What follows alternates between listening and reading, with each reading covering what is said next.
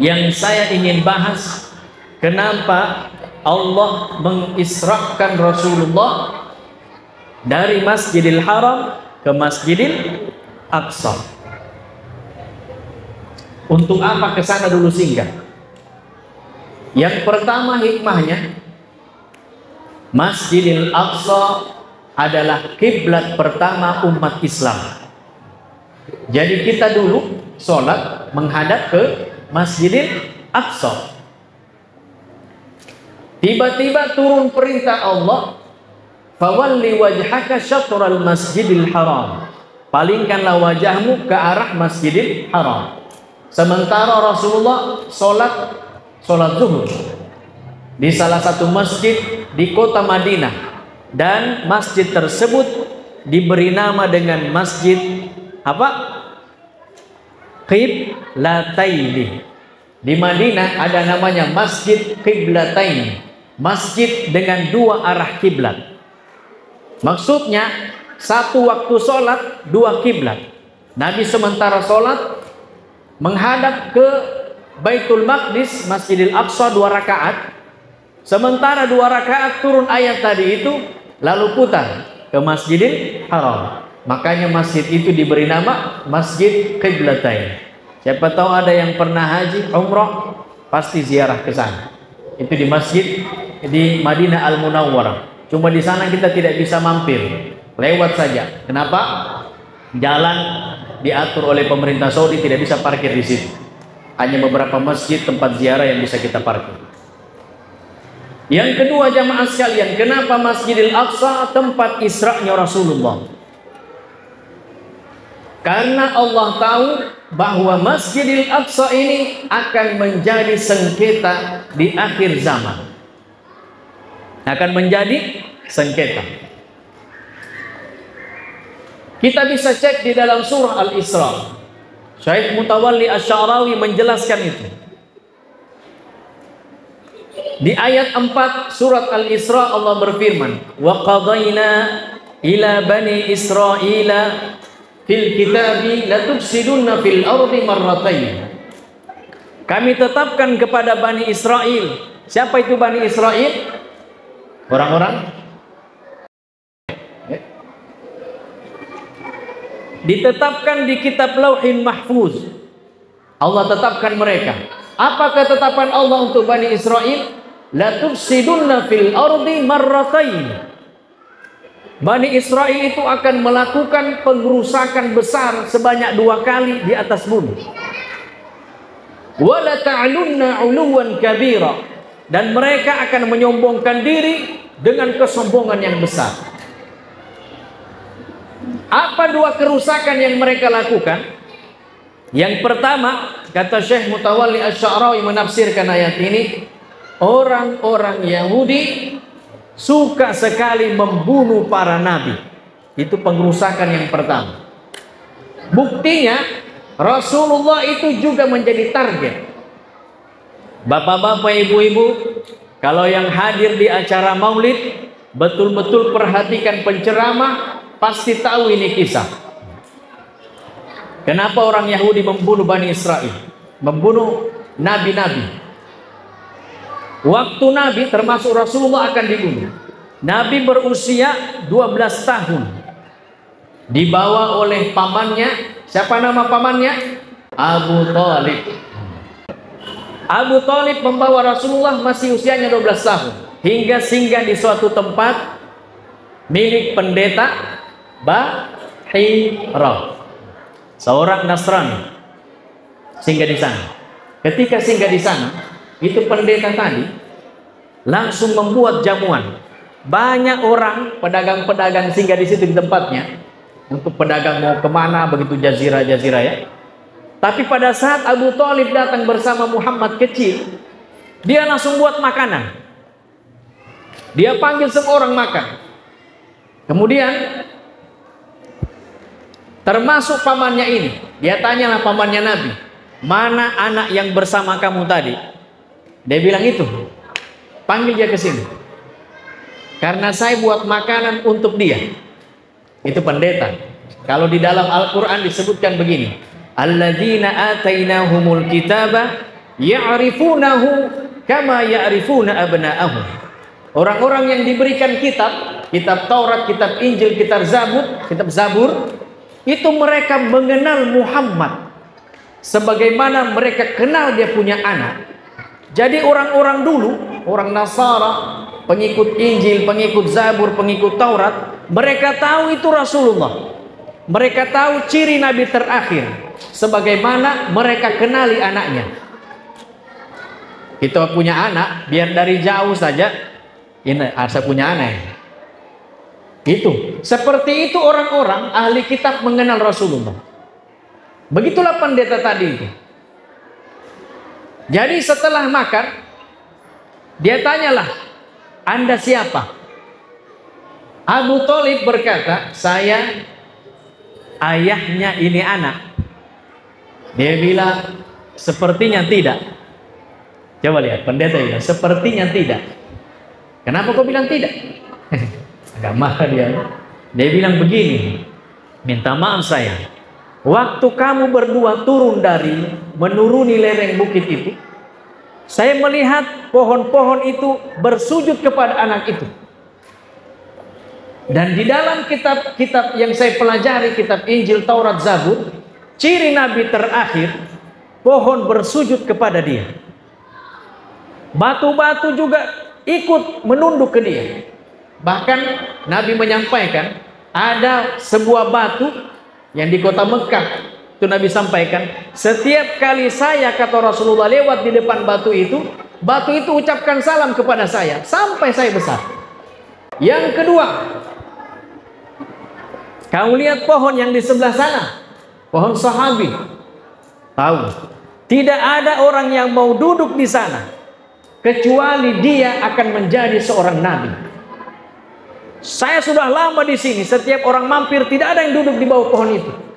Tapi anak kecil tadi turun dari bukit langsung duduk di bawah pohon sana. Dua sudah tandanya saya lihat. Yang ketiga, saya mau lihat dulu belakangnya, punggungnya. Ketika dia buka, dia bilang betul sudah, Nabi terakhir ini. Ada tanda kenabian sebesar telur merpati atau lebih kecil, ditumbuhi bulu sedikit di antara tulang belikatnya Rasulullah. Lalu dia katakan, kalau begini berarti kamu bukan bapaknya. Kamu wahai Abu Thalib bukan bapaknya ini anak. Kenapa? Karena Nabi terakhir lahir dalam keadaan yatim. Luar biasa.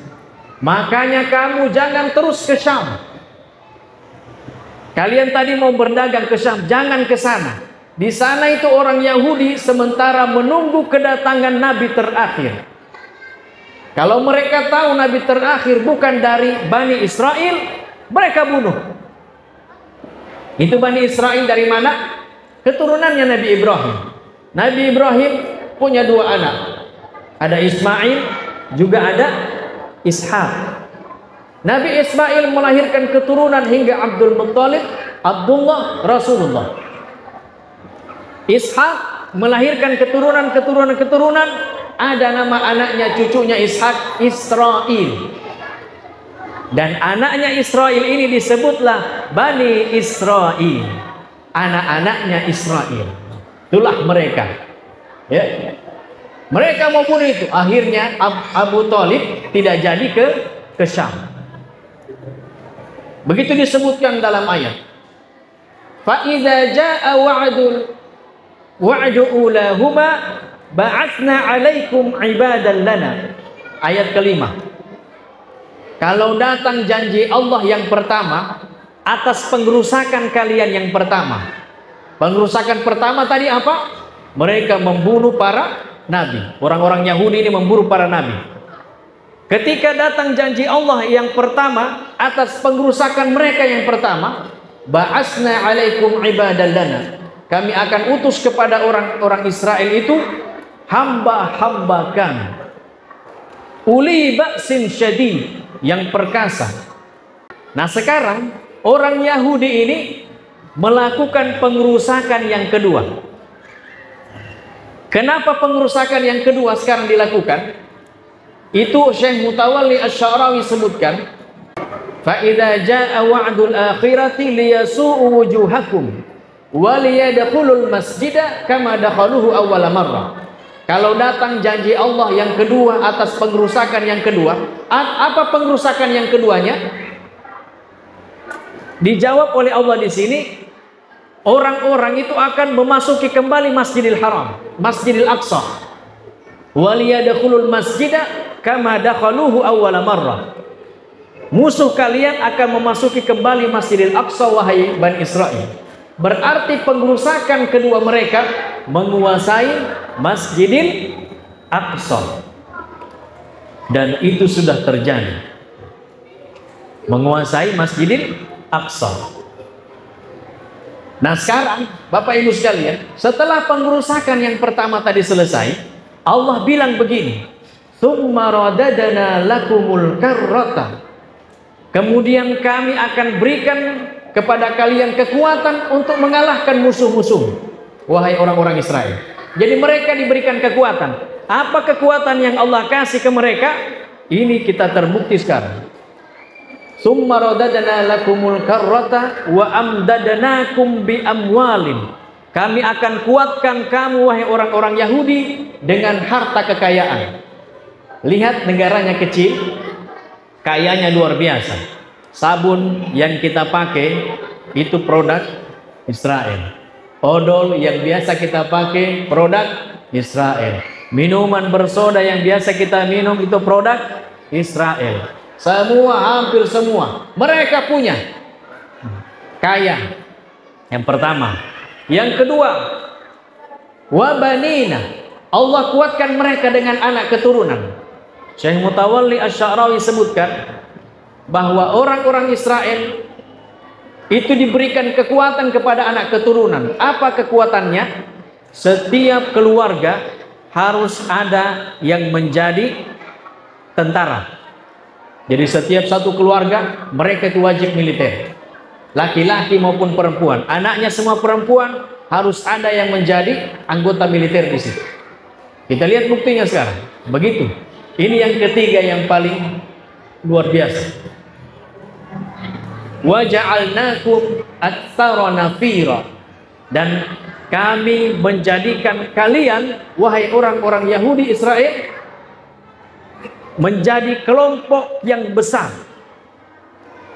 Israel negaranya kecil, tapi lihat di belakangnya orang Israel, ada apa di sana? Ada Inggris. Besar atau tidak Inggris? Ada Perancis, ada Amerika, ada Australia, ada apa lagi? Di belakangnya. Itu Allah yang bilang. Wa ja'alnakum aktsara nafira. Dan kami menjadikan kalian itu kelompok yang besar. Luar biasa. Itu sekarang mereka sedang terjadi pengerusakan yang kedua. Nah, kata Allah dalam Al-Quran lanjutan ayat, ya langkai satu ayat. Fa idza jaa wa'dul akhirah, kalau datang janji Allah yang kedua atas pengerusakan yang kedua. Janji Allah karena mereka sudah menjajah Palestina, menjajah Masjidil Aqsa. Liyasu'u wujuhakum, maka kalian itu akan dibuat hina kalian punya wajah oleh kalian. Kami punya tentara, kata Allah. Siapa tentara yang Allah maksud? Di ayat yang sebelumnya di atas Allah jelaskan, ba'atsna 'alaikum ibadan, yang bisa membebaskan Masjidil Aqsa menurut Syekh Mutawalli Asy-Sya'rawi. Kalau kita sudah ibadan, menjadi hamba Allah Subhanahu wa ta'ala. Mudah-mudahan ini bermanfaat. Hadanallahu wa iyyakum ajma'in. Wallahu musta'an. Wallahu a'lam bis-shawab. Wassalamualaikum warahmatullahi wabarakatuh.